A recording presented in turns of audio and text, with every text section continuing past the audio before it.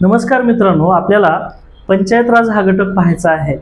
राज्यघटनेमध्ये सगळ्यात महत्त्वाचा घटक। राज्यघटनेचे आपल्या परीक्षेमध्ये साधारणतः 15 प्रश्न असतात। या 15 प्रश्नामध्ये जवळपास 3 ते 4 प्रश्न ज्या घटकावर विचारले जातात तो घटक म्हणजे पंचायत राज आहे।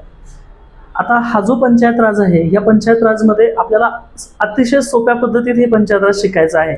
आपण आजपासून या पंचायत राजची पूर्णपणे सिरीज आपल्या YouTube चॅनलला टाकत आहोत। मग पूर्ण पंचायत राज त्याच्यामध्ये आपण घेत आहोत। हे पंचायत राज आहे अतिशय सोप्या पद्धतीने आपल्याला शिकायचं आहे। त्याच्यामध्ये काही ट्रिक्स आहेत, काही लॉजिक्स आहेत आणि दुसरी महत्त्वाची गोष्ट की परीक्षेमध्ये विचारले जाणारे जे तुमचे 3 ते 4 आणि सरळ सेवा याच्यामध्ये नेहमी याच्यावर प्रश्न विचारले जातात। म्हणून याच्यावर विचारला जाणारा सगळ्यात महत्त्वाचा जो पार्ट आहे तो पार्ट आपल्याला कव्हर करायचा आहे। नक्कीच ही जी लेक्चरची जी सिरीज आहे ही जर तुम्ही पाहिलीत 100% तुमचं पंचायत राज अतिशय चांगला आणि अतिशय व्यवस्थित होऊ शकतं। आता पंचायत राज या पंचायत राजची सुरुवात बघत असताना खरं तर पंचायत राज हे स्वप्न कुणाचं, तर हे गांधीजींचं। ज्यावेळेस देशाला स्वातंत्र्य मिळालं, स्वातंत्र्य मिळाल्याच्या नंतर गांधीजींचं एक वाक्य होतं। गांधीजी असं म्हणाले होते की खरं स्वातंत्र्य ज्यावेळेस या देशाचा सामान्य नागरिक, या देशाचा गावाकडचा नागरिक हा शासन व्यवस्थेमध्ये सहभागी होईल। पुन्हा एकदा लक्ष ठेवा, काय सांगितलंय गांधीजी? असं म्हणाले होते की जेव्हा गावाकडचा माणूस शासन व्यवस्थेमध्ये सहभागी होईल आणि तो निर्णय घेऊ लागेल, खऱ्या अर्थानं आपण तेव्हा स्वातंत्र्य मिळालं असं म्हणू शकतो।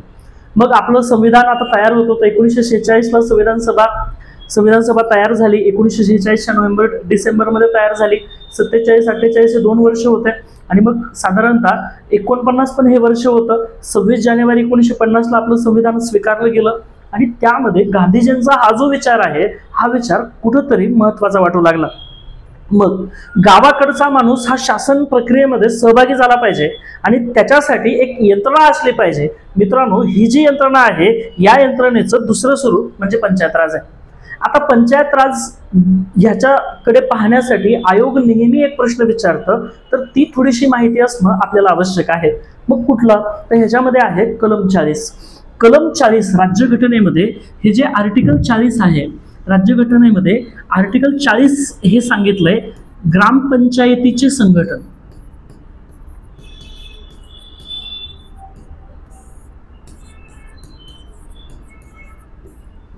आता हे जे कलम आहे ग्रामपंचायतीचं संघटन हे मार्गदर्शक तत्व आहे। म्हणजे आमच्या राज्यघटनेनं शासनाला जिथं मार्गदर्शन केले तिथं सांगितलंय की ग्रामपंचायतीचं संघटन, ग्रामपंचायती स्थापन करा आणि गावाकडचा जो माणूस आहे तो शासन यंत्रणेमध्ये सहभागी झाला पाहिजे। ह्याच्यासाठी कलम 40 टाकलंय। मग असा एकदा आयोगानं प्रश्न विचारलेला आहे की पंचायत राजचं जे मूळ आहे ते राज्यघटनेच्या कुठल्या कलमामध्ये पाहायला मिळतं? मित्रांनो, हे कलम आहे आर्टिकल 40। आणि दुसरी एक ह्याच्यामधली महत्त्वाची गोष्ट आहे, आर्टिकल 40 हे ग्रामपंचायतीचं संघटन आहे। पुन्हा एकदा लक्ष ठेवा, हे आर्टिकल 40 ग्रामपंचायतीचं संघटन आहे आणि हे गांधीवादी तत्व आहे। पंचायत राज शिकत असताना, पंचायत राज पुढे पाहत असताना सुरुवात ज्या कलमापासून होते ते कलम 40 आहे आणि म्हणून या कलमाला गांधीवादी तत्व असं म्हणतात। आता हे जे पंचायत राज आहे, या पंचायत राज आता याच्या नावातच आहे पंचायत राज। हा शब्द सर्वप्रथम कुणी वापरला? पंडित जवाहरलाल नेहरू। आता ह्याच्यामध्ये तुम्हाला अनेक समित्या तुम्ही आधी वाचलं असेल किंवा पहिल्यांदा ऐकत असाल, अनेक बलवंतराय मेहता, अशोक मेहता समिती, अशा अनेक समित्या आहेत। मग ह्या समित्यांमध्ये अनेक वेळा वाचून सुद्धा थोडंसं कन्फ्युजन होतं। मग आता केंद्र सरकारने स्थापन केलेल्या समित्या आहेत, राज्य सरकारने स्थापन केलेल्या समित्या आहेत, पण या कधी? आपल्याला माहित आहे एखादा प्रॉब्लेम आल्याशिवाय सोल्युशनसाठी प्रयत्न नाहीत। आता ह्याचं पण एक असंच आहे। आता पंचायत राजचा इतिहास आपल्याला पाहायचा आहे। या इतिहासामध्ये काय होतं की तुम्हाला एक गोष्ट, इतिहासामध्ये कधीतरी जे शासन यंत्रणा आहे त्या शासनाला वाटलं असणार आहे की आता पंचायत राजची गरज आहे, तेव्हाच हे पंचायत राज निर्माण झाला असेल। मग काय झालं की आता पंचायत राजचा इतिहास बघत असताना मग पहिली महानगरपालिका कुठली? मग पंचायत राज म्हणजे त्या स्थानिक स्वराज्य संस्था, म्हणजे इतिहासामध्ये याला अजून एक शब्द आहे, तो शब्द आहे स्थानिक स्वराज्य संस्था। याला जो शब्द आहे लक्षात ठेवा तो म्हणजे स्थानिक स्वराज्य संस्था असं पण म्हणतात याला। मग इतिहास जर ह्याचा बघितला पंचायत राजचा, आता आपण बघितलंय स्थानिक स्वराज्य संस्थांचा जनक कुणाला म्हणतात तर लॉर्ड रिपनला म्हणतात. पुन्हा एकदा लक्ष द्या, स्थानिक स्वराज्य संस्थांचा जो जनक आहे तर ते कुणाला म्हणतात तर ते लॉर्ड रिपनला म्हणतात. हा लॉर्ड रिपन, आता आपण इतिहासामध्ये जर बघितलं तर हे रिपन आणि त्याच्या अगोदर एक होता तो म्हणजे लिटन. लिटन हा लोअर म्हणजे लिटनचे जे निर्णय होते ते अतिशय चुकीचे निर्णय होते. तसं इंग्रजांचे सगळेच गव्हर्नर सेम होते, पण काही अतिशय क्रूर होते, अतिशय चुकीची होते.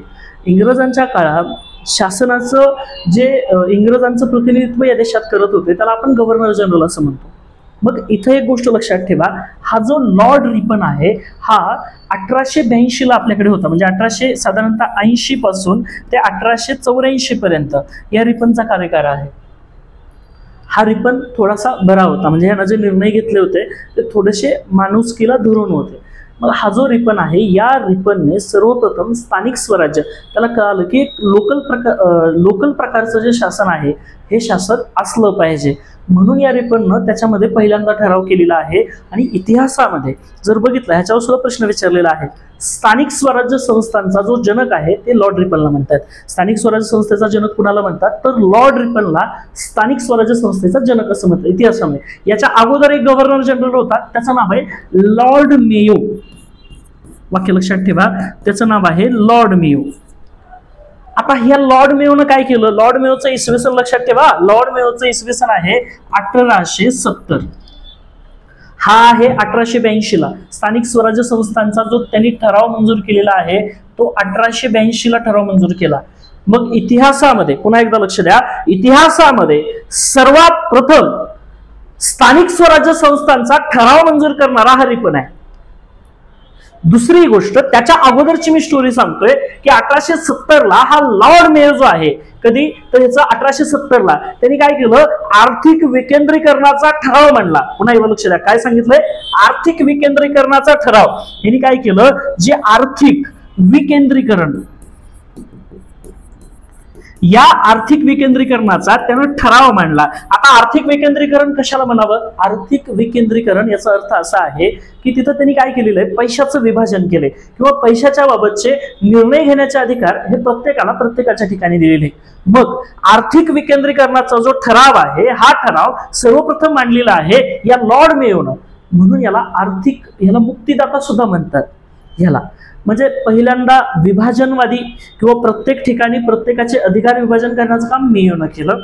त्याच्यानंतर स्थानिक स्वराज्य संस्था हा जो शब्द आहे, वाक्य लक्षात ठेवा, स्थानिक स्वराज्य संस्था याच्याबाबतचा जो ठराव आहे तो ठराव 1882 ला मंजूर केला लॉर्ड रिपन. म्हणून लॉर्ड रिपनला स्थानिक स्वराज्य संस्थांचा जनक असं म्हणतात. त्याच्यानंतर मग नगरपालिका, तुम्ही म्हणाल सर पंचायत राज नेमकं काय, ग्रामपंचायत, पंचायत समिती, जिल्हा परिषद, नगरपालिका, महानगरपालिका, कटक मंडळ ही सगळी पंचायत राज समजली जातात. यामधला एक गोष्ट इथं तुम्ही लक्षात ठेवा की पहिली महानगरपालिका, मग ह्याच्यावरही आयोगानं प्रश्न विचारलेला आहे, भारतातली पहिली महानगरपालिका 1688 ला स्थापन झाली. लक्षात ठेवा, आता जो सध्या मूवी गाजत आहे छावा, बरोबर, धर्मवीर छत्रपती संभाजी महाराज, बरोबर, त्यांना पण 1689 ला पकडलं होतं, बरोबर.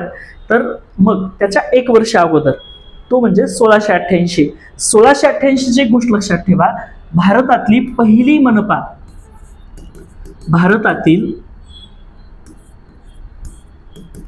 फर्स्ट मनपा म्हणजे महानगरपालिका ही जी आहे तर ती आहे मद्रास महानगरपालिका. भारतातील पहिली महानगरपालिका कुठली आहे तर मद्रास महानगरपालिका. मित्रांनो, आपण 4 गोष्टी पाहिल्या. पंचायत राजमध्ये मी तुम्हाला एक गोष्ट सांगत होतो, खरं तर मूळ पंचायत राजचा जो विचार आहे तो गांधीजींचा आहे. गांधीजी काय म्हणाले होते, गांधीजींनी असं सांगितलं होतं, ज्यावेळेस गावाकडचा माणूस हा स्वतः निर्णय घेऊ लागेल आणि तो शासनात सहभागी होईल, खरं पंचायत राज ते आहे. मग गांधीजींच्या या विचारामुळे, गांधीजींच्या प्रभावामुळे राज्यघटनेत एक कलम टाकलं. ते कलम आपण बघितलं, ते कलम म्हणजे आर्टिकल 40. दुसरी गोष्ट, याचा इतिहास पंचायत राजचा जर बघितला, मी सांगितलं 1688 ला पहिली महानगरपालिका आहे आणि तिचं नाव आहे मद्रास महानगरपालिका. 1688 ला जी महानगरपालिका स्थापन झाली ती पहिली महानगरपालिका आहे, ती म्हणजे मद्रास महानगरपालिका. दुसरं, 1870 ला लॉर्ड मेयोनं एक ठराव मांडला आणि तो ठराव आहे आर्थिक विकेंद्रीकरणाचा ठराव. आणि तिसरी गोष्ट याच्यामध्ये लक्षात ठेवा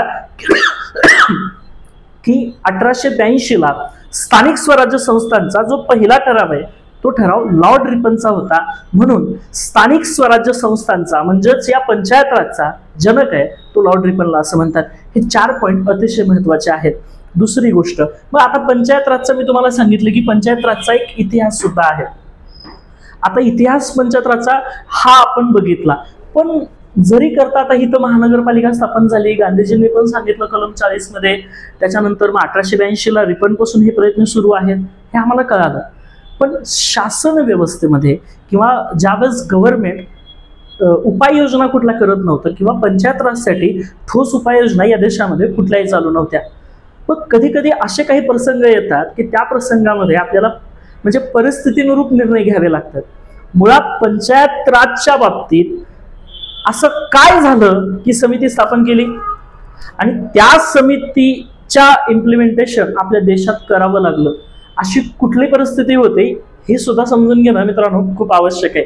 मग आता आपल्याला पाहायचंय ते म्हणजे काय की अशी कुठली परिस्थिती निर्माण झाली की त्या परिस्थितीमुळं असं वाटलं या देशातलं पंचायत राज उभं करणं आवश्यक आहे त्यावेळेसच्या सत्ताधाऱ्यांना. त्यावेळेस देशाचे पंतप्रधान, भारताचे पहिले पंतप्रधान पंडित जवाहरलाल नेहरू होते. आता पंडित जवाहरलाल नेहरूंनी काय केलं, पंडित जवाहरलाल नेहरूंच्या बाबतीत लक्षात ठेवा त्यांनी एक खूप मोठा कार्यक्रम राबवण्याचं ठरवलं आणि ते म्हणजे कधी तर 1952 ला. 1952 ला काय झालं लक्षात ठेवा, 1952 ला एक कार्यक्रम सुरू केलेला आहे. 1952 ला एक कार्यक्रम सुरू केला आणि तो कार्यक्रम आहे समुदाय विकास कार्यक्रम.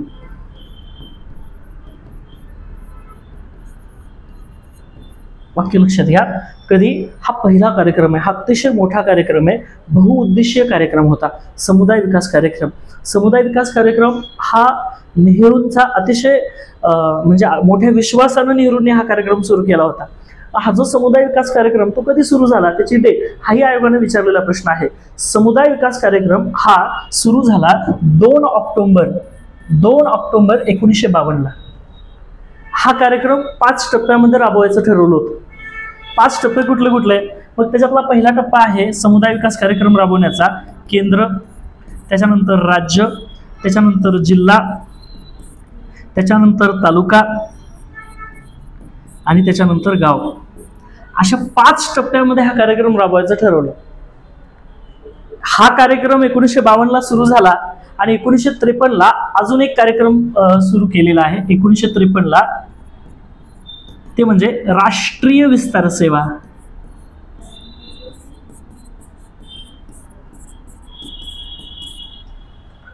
ही 2 कार्यक्रम सरकारचे, आता आपल्याला माहिती आहे 47 ला देश स्वतंत्र झाला, 26 जानेवारी 1950 ला या देशाची राज्यघटना लागू झाली. आता एक गोष्ट इथं लक्षात घ्या, ही जी 2 कार्यक्रम आहेत ही 2 कार्यक्रम सरकारचे खूप महत्वाचे कार्यक्रम होते. खूप मोठ्या अपेक्षेनं ही पंडित जवाहरलाल नेहरूंनी हे कार्यक्रम सुरू केले होते. पण ह्याचा रिझल्ट काय झाला, ही दोन्ही कार्यक्रम अपयशी ठरले. तुमचा प्रश्न असेल का अपयशी ठरली बरं? अपयशी ठरली याचं कारण असं आहे, बघा मोठ्या उद्देशाने ही 2 कार्यक्रम सुरू केली पण ही दोन्ही कार्यक्रम अपयशी ठरली. त्याचं कारण काय, आपल्याकडे केंद्रात यंत्रणा 100% आहे, आपल्याकडे दुसरी यंत्रणा राज्यातली 100% आहे, जिल्ह्यातली पण यंत्रणा आहे, पण एखादी मोठी योजना तालुका पातळीवर, गाव पातळीवर राबवण्यासाठी आपल्या देशात तेव्हा यंत्रणाच नव्हती. कोण जाणार आहे घरची कामं सोडून शासनाच्या योजना इम्प्लिमेंट करायला? कोण नाही जाणार.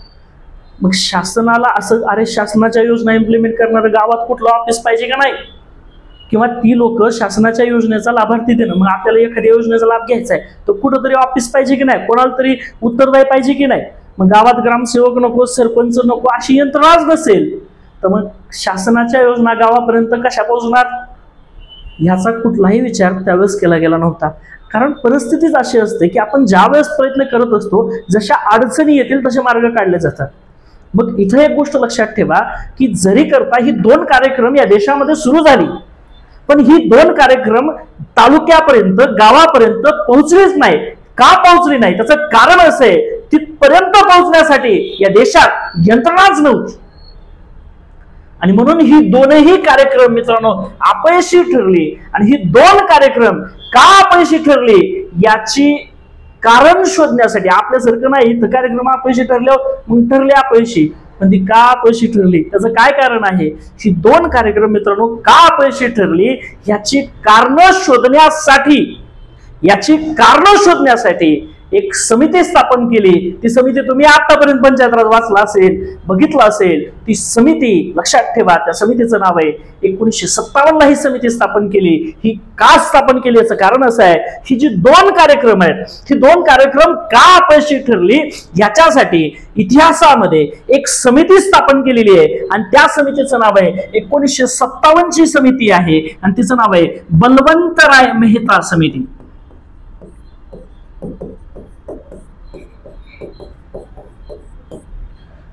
बलवंतराय मेहता हे गुजरातचे माजी मुख्यमंत्री आहेत. त्यावेळेस बलवंतराय मेहता यांना नेहरूंनी सांगितलं की हे 2 कार्यक्रम का अपयशी ठरले, याच्या अपयशाची जी कारण आहेत त्याचा अभ्यास करा आणि अभ्यास करून तुम्ही आम्हाला शिफारशी करा. नक्कीच आम्ही त्याचा अभ्यास करू आणि मग त्याचं इम्प्लिमेंट करू. मित्रांनो लक्षात ठेवा, देशातल्या पंचायत राजचा जो टर्निंग पॉइंट आहे तो सगळ्यात महत्वाचा इथे आहे. मग असं जर तुम्हाला विचारलं आपल्या देशातलं जे पंचायत राज आहे हे सगळं पंचायत राज हे कोणाच्या शिफारशीवर आधारित आहे, तर त्याचं उत्तर आहे बलवंतराय मेहता समिती. आणि ही बलवंतराय मेहता समिती कधीची आहे, ही 1957 ची समिती आहे. बलवंतराय मेहता समिती कधीची आहे, 1957. या देशातलं आपल्या भारतातल्या सगळ्या देशाचं जे पंचायत राज आहे, हे पंचायत राज जे उभं आहे हे फक्त एकाच समितीच्या आधारावर सुरुवातीच्या काळात पहिल्यांदा हे बलवंतराय मेहता समितीच्या आधारावर आहे. आणि ही समिती 1957 ला स्थापन केली. कधी स्थापन केली ही समिती, 1957 ला. का स्थापन केली, समुदाय विकास कार्यक्रम आणि राष्ट्रीय विस्तार सेवा ही 2 कार्यक्रम अपयशी का ठरली याचं कारणांचा शोध घेण्यासाठी ही समिती स्थापन केलेली आहे. मग समुदाय विकास कार्यक्रम आणि त्याच्यानंतर दुसरा आहे राष्ट्रीय विस्तार सेवा. आपण आता बघितलं ही दोन्ही कार्यक्रम अपयशी ठरली म्हणून बलवंतराय मेहता समिती स्थापन झाली. आणि ही जी बलवंतराय मेहता समिती आहे, या बलवंतराय मेहता समितीच्या शिफारशीच्या आधारावर आपल्या भारतातलं सगळं पंचायत राज आहे. आता मित्रांनो हे जे पंचायत राज बलवंतराय मेहता समिती आपण पाहूयाच, पण हे पंचायत राज राज्यघटनेत कुठे ह्याच्यावरही आपल्याला प्रश्न विचारलेले आहेत. मग आता पंचायत राजच्या बाबतीत एक गोष्ट इथं नीट लक्ष ठेवा, हे आपल्या राज्यघटनेत कुठे.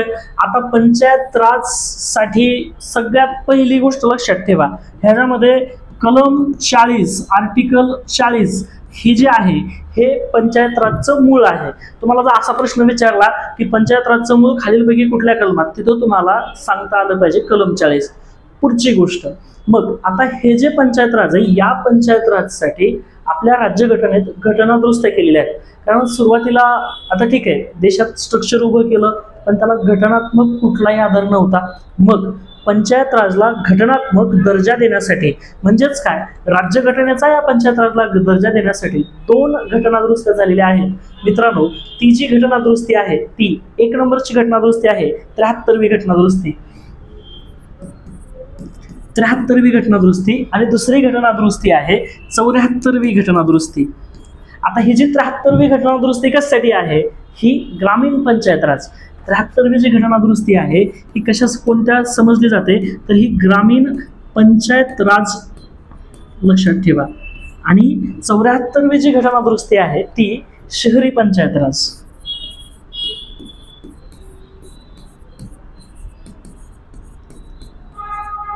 ठीक आहे, म्हणजे आपल्याकडे पंचायत राज ग्रामीण भागात पण आहे शहरात पण आहे. ग्रामीण भागात जे आहे तर ते म्हणजे ग्रामपंचायत, पंचायत समिती, जिल्हा परिषद. पण शहरात जे आहे नगरपालिका, महानगरपालिका, कटक मंडळे हे सगळे शहरात आहेत. पंचायत राजसाठी राज्यघटनेत एक स्पेशल कलम टाकलेले आहे या घटना दुरुस्तीनं, ते कलम आहे 243. लक्ष ठेवा, ह्याच्यासाठी जे कलम टाकलेलं आहे ते टाकलेलं आहे आर्टिकल 243. पंचायत राजसाठीचं हे स्पेशल कलम आहे. 73व्या घटना दुरुस्ती 243 ए पासून ते पी पर्यंत, ठीक आहे. आणि 74व्या घटनादुरुस्तीमध्ये 243 क्यू पासून झेड जी पर्यंत इथं सांगितलेलं आहे आर्टिकल 243 क्यू पासून आर्टिकल 243 झेड जी पर्यंत.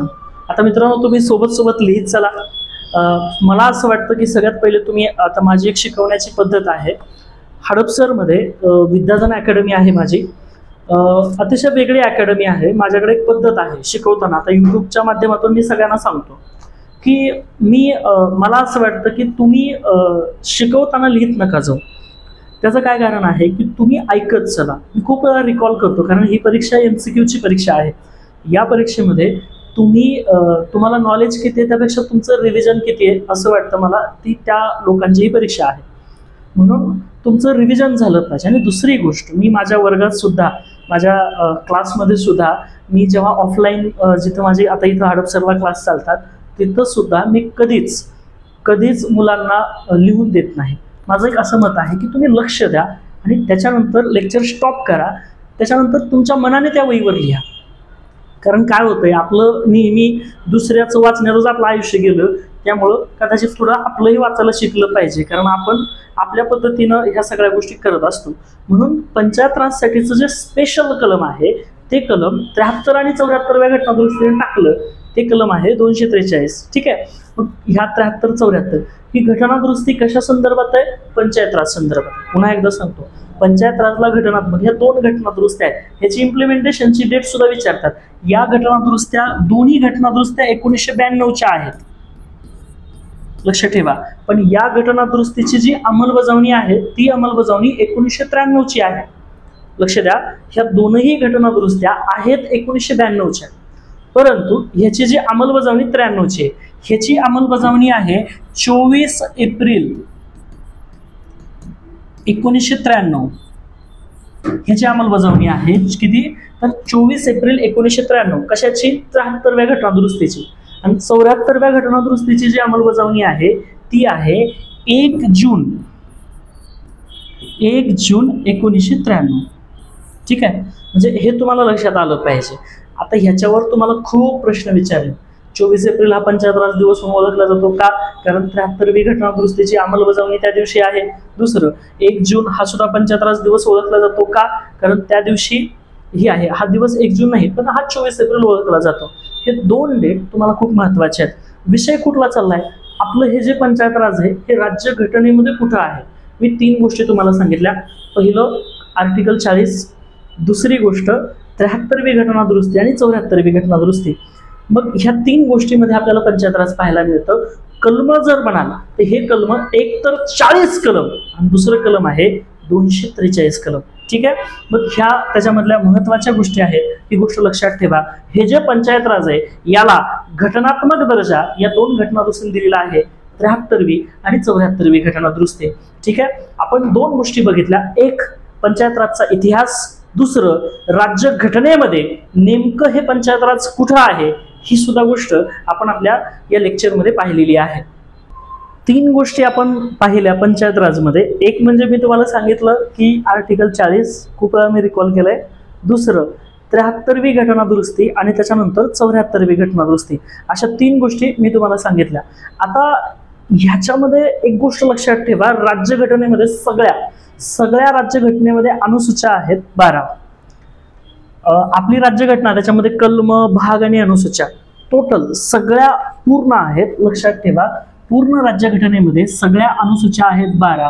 आता ह्याच्यामध्ये 11 नंबरची अनुसूची आणि 12 नंबरची अनुसूची, पुन्हा एकदा लक्ष द्या, किती नंबरची? 11 नंबरची अनुसूची आणि 12 नंबरची अनुसूची. 73व्या घटनादुरुस्तीने 11 नंबरची अनुसूची राज्यघटनेत टाकलेली आहे. पुन्हा एकदा लक्ष द्या, 73व्या घटनादुरुस्तीने 11वी अनुसूची,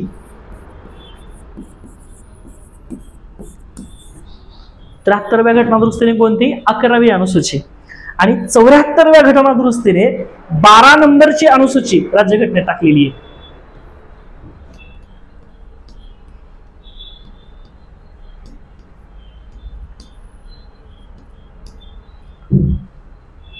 बघा, मी तुम्हाला सांगितलं राज्यघटनेमध्ये सगळ्या अनुसूच्या 12. मग ह्याच्यामध्ये 11 नंबरची अनुसूची 73व्या घटनादुरुस्तीनं, 12 नंबरची अनुसूची 74व्या घटनादुरुस्तीने. मग ह्या अनुसूच्या सुद्धा राज्यघटनेमध्ये महत्वाच्या आहेत. आता दुसरा एक विषय, हा जो पंचायत राज आहे, या पंचायत राज मध्ये एक गोष्ट इथं लक्षात ठेवा, याच्यासाठी एक शब्द आहे. ह्याच्यासाठी जो शब्द आहे तो म्हणजे स्थानिक स्वशासन असा एक शब्द आहे राज्यघटनेमध्ये. याच्यासाठी राज्यघटनेमध्ये एक शब्द आहे, तो शब्द कुठला तर तो लक्षात ठेवा, तो शब्द आहे स्थानिक स्वशासन.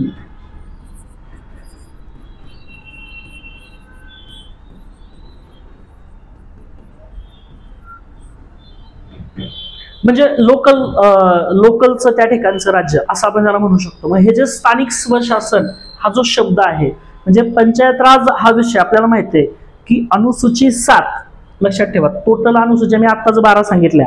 11 नंबरची अनुसूची ग्रामीण पंचायत राज, 12 नंबरची अनुसूची शहरी पंचायत राज. यामध्ये एक गोष्ट इथं लक्षात ठेवा, ह्याच्यात 7 नंबरची जी अनुसूची आहे कशासाठी आहे, सूचीसाठी आहे. मग सूच्या किती असतात, 3. मग ह्या ज्या 3 सूच्या आहेत ह्याच्यामध्ये एक केंद्र सूची, दुसरं राज्य सूची आणि तिसरं समवर्ती सूची. बघा सूच्या किती, 3. पहिली सूची केंद्र सूची, दुसरी राज्य सूची आणि तिसरं समवर्ती सूची. आता आपल्याला माहित आहे की केंद्र सरकार ज्या विषयावर काम करतं ती केंद्र सूची, राज्य सरकार ज्या विषयावर काम करतं ती राज्य सूची, आणि दोघंही ज्या विषयावर काम करतात ती समवर्ती सूची. बघा या तिन्ही सूचीमध्ये तुम्हाला प्रश्न एकदा आयोगाने असा विचारला, या तीनही सूचीमध्ये पंचायत राज हा विषय कुणाचा आहे, केंद्राचा आहे. केंद्र म्हणजे सेंट्रल गव्हर्नमेंट, नरेंद्र मोदींचं जे गव्हर्नमेंट आहे ते. दुसरं देवेंद्र फडणवीस साहेबांचं गव्हर्नमेंट आहे, राज्य. मग हा विषय खरं तर कुणाचा आहे, हा विषय लक्षात ठेवा. पंचायत राज हा जो विषय आहे ह्याच्यामध्ये जर आपण बघितलं तर हा विषय लक्षात ठेवा, हा राज्य सूचीचा विषय आहे. हा कोणाचा विषय, राज्य सूची. आणि राज्य सूचीमध्ये क्रमांक 5 नंबरचा विषय आहे. लक्षात ठेवा राज्य सूचीमध्ये क्रमांक जर तुम्ही म्हणलात तर 5, म्हणजे हा प्रश्न तुम्हाला इथं विचारलेला आहे. आपला पॉइंट काय चाललाय, हे जे पंचायत राज आहे, पंचायत राजचा सगळ्यात पहिले आपण इतिहास बघितला. ती मद्रास महानगरपालिका 1688, 1870 आर्थिक विकेंद्रीकरण लॉर्ड मेयोचं आहे. त्याच्यानंतर 1882 स्थानिक स्वराज्य संस्थांचा ठराव, तो कोणी, लॉर्ड रिपन. मग या लॉर्ड रिपनला स्थानिक स्वराज्य संस्थांचा जनक असं म्हणतात, हे आपण बघितलं. त्याच्यानंतर पंचायत राज खरं तर गावाकडे चला असं म्हणणारे गांधीजी, हे स्वप्न कोणाचं आहे तर हे गांधीजींचं स्वप्न आहे. त्याच्यासाठी राज्यघटनेमध्ये एक मार्गदर्शक तत्व टाकलंय, ते कलम 40 आपण हे बघितलं. त्याच्यानंतर दुसरी गोष्ट 2 कार्यक्रम आहेत, एक समुदाय विकास कार्यक्रम, राष्ट्रीय विस्तार सेवा. समुदाय विकास कार्यक्रम 1952, राष्ट्रीय विकास परिषद 1953. ही दोन्ही कार्यक्रम 5 पातळीवर राबवली जात होती आणि ही 2 कार्यक्रम अपयशी ठरली. म्हणून बलवंतराय मेहता समिती, ती समिती आता आपल्याला बघायची. बलवंतराय मेहता समिती 1957 ही स्थापन केली आणि या देशातलं सगळं पंचायत राज हे या समितीच्या आधारावर आहे. ठीक आहे. आणि त्याच्यानंतरचा आपण मुद्दा बघत होतो, आपली जी राज्यघटना आहे, आपल्या देशाचा जो ग्रंथ आहे, त्या राज्यघटनेमध्ये ही पंचायत राज नेमकं कुठं आहे हे आपण बघत होतो. आपल्या राज्यघटनेमध्ये हे जे पंचायत राज आहे ह्याच्यामध्ये आपण काही गोष्टी बघितल्या होत्या. मग ह्याच्यामध्ये ज्या सूच्या आहेत त्या सूच्यामध्ये 7 नंबरची सूची आहे. 7 नंबर 7 स सूची. मी आमच्या पोरांना लय ट्रिक अँड लॉजिक आपल्या सांगत असतो. 7 स सूची, 7 स पासून आहे, सूची स पासून आहे. आलं लक्षात. आणि सूच्या किती सगळ्यात 3, केंद्र सूची, राज्य सूची आणि समवर्ती सूची. मग आता तुम्हाला आयोगानं प्रश्न विचारलाय, पंचायत राज हा जो विषय, हा विषय खालीलपैकी कुठल्या सूचीत आहे, तुम्हाला तिथं सांगता आलं पाहिजे. हा विषय मित्रांनो राज्य सूचीत आहे आणि राज्य सूचीतला क्रमांक कितवा तर 5वा. राज्य सूचीतला कितवा क्रमांक आहे, 5वा. पहिली गोष्ट आहे. त्याच्यानंतर मग 7 नंबरची सूची आणि 11 नंबरची सूची आणि 12 नंबरची सूची. मग पुन्हा एकदा सांगा, 73व्या घटना दुरुस्तीने 11 नंबरची सूची टाकली, 74व्या घटना दुरुस्तीने 12 नंबरची सूची टाकली. मग 73 आणि 74 काय, ही घटना दुरुस्ती आहे. घटनेत दुरुस्ती करून आमच्या देशामध्ये या पंचायत राजला घटनात्मक दर्जा दिलाय. आणि म्हणून इथं लक्षात ठेवा, 73 घटना दुरुस्ती आणि 74वी जी घटना दुरुस्ती आहे, या 2 घटना दुरुस्तीने पंचायत राजला घटनात्मक दर्जा दिला. मी सांगितलं 24 एप्रिल 1993 ला पंचायत राजला घटनात्मक, म्हणजे त्या दिवशीपासून इम्प्लिमेंट आहे 24 एप्रिल. म्हणून 24 एप्रिल हा जो दिवस आहे, हा दिवस पंचायत राजचा दिवस म्हणून ओळखला जातो. आणि त्याच्यानंतर 1 जून 1993 ही सुद्धा डेट लक्षात ठेवा. हा सुद्धा इथं महत्वाचा पॉईंट आहे, ही गोष्ट लक्षात घ्या. म्हणून इथे याचं इम्प्लिमेंटेशन आहे. म्हणून 3 ठिकाणी आपण बघितलं. त्याच्यानंतर मी सांगितलं या 73व्या घटना दुरुस्तीने लक्ष ठेवा कलम 243. कोणतं कलम? आर्टिकल 243. 243 ह्या कलमामध्ये सगळं पंचायत राज आहे. 40 मध्ये फक्त सांगितलंय पंचायत राज स्थापन करा, सरकारला मार्गदर्शन केलेलं आहे. पण ऍक्च्युअल कोणतं कलम पंचायत राज म्हणून काम करतं त्याचं नाव आहे 243 कलम. कोणतं कलम आहे? 243 कलम. मग ही जी 243 कलम आहे या 243 मध्ये ह्याच्या ए पासून तर ते ओ पर्यंत सगळं ग्रामीण पंचायत राज आहे.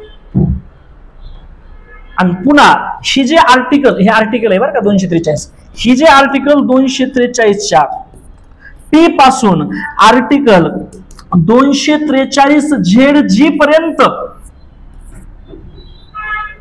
शहरी पंचायत राज आहे. राज्य घटनेत पंचायत राज कुठं? तर इथं. बरोबर. मग अनुसूच्या 3, अनुसूची क्रमांक 7, अनुसूची क्रमांक 11, अनुसूची क्रमांक 12. बरोबर. आणि त्याच्यामध्ये मग ह्या घटना दुरुस्त्या ही त्याच्यामध्ये महत्वाची गोष्ट लक्षात ठेवा मित्रांनो. हा त्याच्यामधला इम्पॉर्टंट पार्ट आहे, ही गोष्ट लक्षात ठेवा. राज्य घटनेत पंचायत राज कुठं ही गोष्ट लक्षात ठेवा. आपल्याला आता ही पंचायत राजची जी सिरीज आहे या सिरीज मध्ये आजची पहिली सिरीज आहे मित्रांनो. आज फक्त मी इंट्रोडक्शन घेतलंय. आता इथून पुढे पंचायत राजच्या केंद्राच्या 6 समित्या आणि राज्याच्या 4 समित्या. अजिबात काळजी करू नका. अतिशय सोपं करून आपण पंचायत राज शिकू आणि त्याच्यानंतर पंचायत राजचे सगळे प्रश्न सोडवू. बरोबर. फक्त तुम्ही सगळ्यात महत्वाचं आपलं जे युट्यूबचं पेज आहे विद्याधन अकॅडमी हडपसर पुण्याला आहे. लक्षात ठेवा ही जे विद्याधन अकॅडमीचं आपलं ते काय सबस्क्राईब करा, ते सबस्क्राईब करा असतं ते करा, म्हणजे तुम्हाला नवनवीन अभ्यासाचे अतिशय गुणवत्तापूर्वक व्हिडिओ तुमच्यापर्यंत पोहोचतील. ठीक आहे. तर ही त्याच्यामधली महत्वाची गोष्ट आहे. आता आपण दुसऱ्या लेक्चर पासून मग समित्या बघणार आहोत. ठीक आहे. आपण आजच्या शेड्यूलला इथं थांबूयात.